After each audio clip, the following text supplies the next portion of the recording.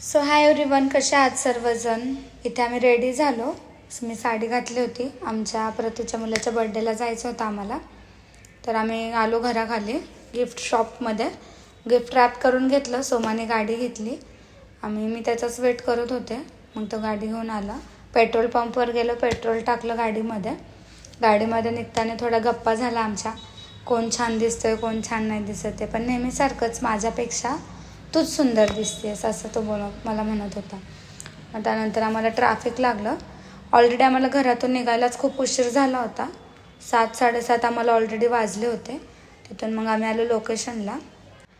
आमचा birthday boy एवढा cute दिसत होता ना. बर्थडे बॉयचं नाव प्रियांश आहे, प्रियांश कुदळे. तर मी सर्वात पहिलं त्याला बर्थडे विश केलं. खूप क्यूट दिसत होता म्हणून मला फोटो काढावंसं वाटलं. मग फोटोज काढले. थोडा इथं टाईमपास केला. त्यानंतर मग आम्ही आतमध्ये गेलो तर गेम्स चालू होता इथे. मग थोडा गेम्स वगैरे चालू होता. तर नवऱ्याला प्रश्न होता की बायकोच्या आवडीचा कोणता पदार्थ. तर ह्याने सांगितलं की काजू कतली. आणि ऑब्व्हियसली मला काजू कतली खूप आवडते. मग भाऊंकडे आले. भाऊंना पण सेम क्वेश्चन विचारला. तर भाऊंनी सांगितलं पाणीपुरी. नंतर इथे रिंग होती. रिंग आपल्या बॉडीमधून दुसरीकडे पास करायची होती. तर ती पास करता करता आम्हाला एवढी मज्जा आली. आम्ही खूप एन्जॉय केलं. आणि बघू शकता इथं आम्ही जिंकल्यानंतर आमचा उत्साह. त्यानंतर इथे थोडा डान्स केला यांना तर खूप मज्जा आली डान्स करताना. आम्ही एवढं हसत होतो ना ह्यांच्यावरती. त्यानंतर इथून बड्डे बॉयची एकदम रॉयलमध्ये अशी एंट्री झाली. मस्त इथं केक कटिंग वगैरे केलं. केक कटिंग केल्यानंतर मग आम्ही इथं मस्त फोटोज वगैरे काढले. इथं बघा आमचा किती धिंगाणा होता ना. भाऊंनी सगळ्या चेअर्स साईडला घेऊन इथं फोटोशूट चालू होतं. फोटोज वगैरे काढले. जेवण इथं केलं आम्हाला. इथं ताट भेटलं होतं ना, ह्यांनी आणून दिलं होतं. ताट भेटल्यानंतर मस्त जेवण केलं दाबून. त्यानंतर मग आम्ही निघालो होतो घरी जायला.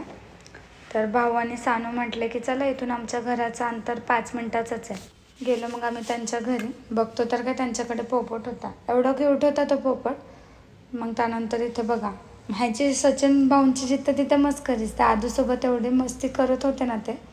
मस्ती करता करता टाईम गप्पा मारता मारता गेलं कळालंच नाही आम्हाला. निघायला आम्हाला 1:30 वाजला तिथून. त्यानंतर निघालो तर हे बघा आदू कसं आम्हाला बाय बाय टाटा करतो आहे. आणि सचिन भाऊंचं सुद्धा इथं सुद्धा मस्करीच चालली आहे.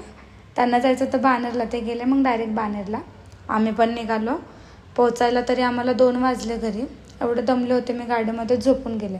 आणि मला घर आल्यानंतर उठवलं, गाडी पार्क केली. सो असा होता आमचा आजचा दिवस. So bye bye guys.